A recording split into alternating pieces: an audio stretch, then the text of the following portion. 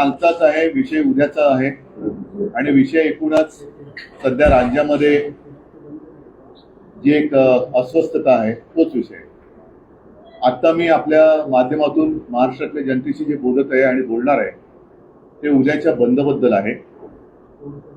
काल मी स्पष्ट केलेलं आहे की उद्याचा बंद हा राजकीय कारणासाठी बंद नाही आहे. राजकीय पक्ष या सगळ्या कक्षा ओलांडून सगळ्यांनी त्याच्यात सहभागी व्हावं ही माझी सर्वांना आग्रहाची एक मी विनंतीच म्हणेन. कारण हा शेवटी सामाजिक प्रश्न आहे आणि ज्यांना म्हणायचंय की हे सगळं आंदोलन हे राजकारणाने प्रेरित आहे, हे उत्स्फूर्त नव्हतं, मग उच्च न्यायालयाने याची स्वतःहून जी दखल घेतलेली आहे ती सुद्धा काही राजकारणाने प्रेरित घेतलेली आहे का? काल उच्च हा विकृती विरुद्ध संस्कृती असं आहे. त्याच्यामुळे बंदचं यश अपयश हे संस्कृतीचं आणि विकृतीचं राहणार आहे.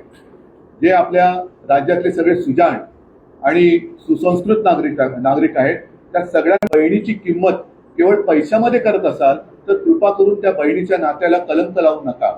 बहिणीचं पहिलं रक्षण करा आणि त्याच्यानंतर मग बहिणीला सुद्धा वाटलं पाहिजे की आहे माझा भाऊ सुद्धा माझं रक्षण करताय. शेवटी महिलेला उद्या लोकल आणि बस सेवा सुद्धा बंद ठेवली जाणार आहे का? हो, बंद ठेवायला पाहिजेत. कारण उद्याचा बंद हा कोणत्याही राजकीय हेतूने प्रेरित नाही.